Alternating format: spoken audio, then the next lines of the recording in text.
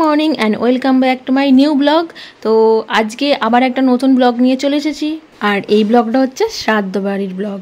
সবাই শ্রাদ্ধ বাড়ির ব্লগ করে অনেক বেশি হিট হয়ে গেছে, ফেমাস হয়ে গেছে। তো এখন আমি একটা দিতে চলেছি শ্রাদ্ধ বাড়ির ব্লগ। আমি আশা করছি তোমরা পুরো ভিডিওটা দেখবে এবং তোমাদের খুব ভালো লাগবে। প্রথমেই তো দেখতে পেলে সকালবেলা খাওয়া দাওয়া করে নিয়েছিলাম ডিমের ঝোল ভাত দিয়ে। আর এখন রেডি হওয়ার পালা। তো কোন শাড়িটা পরবো সেটাই ভাবছিলাম। প্রথমে এই শাড়িটা বার করেছিলাম, আর এই শাড়িটা কিন্তু আমার খুবই ভালো লাগে। তো তারপরে মা বললো না এই জামদানিটা পরতে, এই জামদানিটা মায়ের। তো এইটাই, এই শাড়িটা যেহেতু চকচকে আর গ্লেসফুলি, তাই এইটাই পরবো। কারণ ভিডিওটা যে বিশাল হিট করতে হবে, ভিউজ বাড়াতে হবে। আর তারপরে কেমন লাগছে বলো আমাকে? খুব সুন্দর না?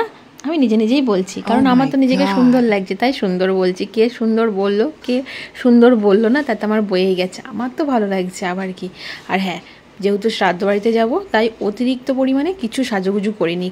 যতটা নর্মাল, যতটা না করলে নয় ততটাই করেছি, একদম সিম্পলের মধ্যে। দেখো এখন স্টেশনে চলে এসেছি। আর বাড়ি থেকে যখন বেরোবো তখন তো ভীষণ বৃষ্টি। আর এই বৃষ্টির চক্করে পড়ে আমি তো না সানগ্লাস নিয়েছি না ওড়না নিয়েছি, কারণ দুটোই ভুলে গেছি। ভেবেছি রোদ উঠবে না, আর রাস্তায় বেরিয়ে স্টেশনে এসে দেখলাম খাঁ খাঁ রোদ্দুর। আমার মুখ চোখ তো পুরো পুড়ে যাওয়ার জোগাড়। তো যাই হোক, দেখো এখন ট্রেন এসে গেছে আর ট্রেনে উঠে গেছি। মা মেয়েতে চললাম। আর দেখেছো সব জায়গায় কিন্তু বাচ্চারা আমার বন্ধু হয়ে যায়, এখানেও দুজন আমার বন্ধু হয়ে গেছে। তারপরে আর কি বন্ধুদের সাথে গল্প করতে করতে চলে গেলাম আমার সোজা সেই স্টেশনে। আর স্টেশন থেকে নেমে এখন এবার টোটোয় চাপতে হবে। টোটোয় করে 10 মিনিটের মতন রাস্তা যেতে হবে। তারপরে তো টোটোয় করে চলে এলাম সেইখানে, মানে শ্রাদ্ধ বাড়িতে। তো দেখো এখন আমরা চলে এসেছি। আর এসে এখন একটু রেস্ট করছি। এবার তো শুধু খাওয়া দাওয়ার পালা। ফার্স্ট হাওয়া খেলাম, হাওয়া খেয়ে শরীরটাকে ঠান্ডা করে নিলাম। আর তারপরে আরও ঠান্ডা করতে একদম ঠান্ডা ঠান্ডা চলে এসেছে শরবত। তো শরবতটা প্রথমে খেয়ে নিয়েছি। আর তারপরে দেখো এখানে চলে এসেছে আবার মিষ্টি। এখন মিষ্টিটাও খাবো, কারণ রোদ থেকে এসে না মিষ্টি খেতে বেশ ভালোই লাগে গরমের মধ্যে। এমনি সময় দেবে মিষ্টি খাওয়া যায় না, কিন্তু রোদ থেকে আসার পর মিষ্টি খেতে বেশ ভালোই লাগে। আর একদম না করে, মানে একদম বারণ না করে দুটো মিষ্টি পক করে খেয়ে নিয়েছিলাম। তো তারপরে দেখো এবার এখন দুপুরবেলা আবার খাওয়া দাওয়ার পালা।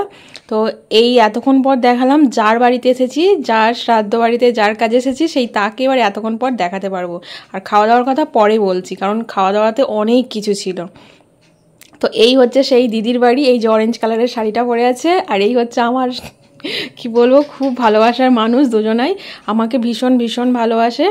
আর মানে ওদের ভালোবাসার কথা না বললেই নয়, মানে ভীষণ ভালোবাসে।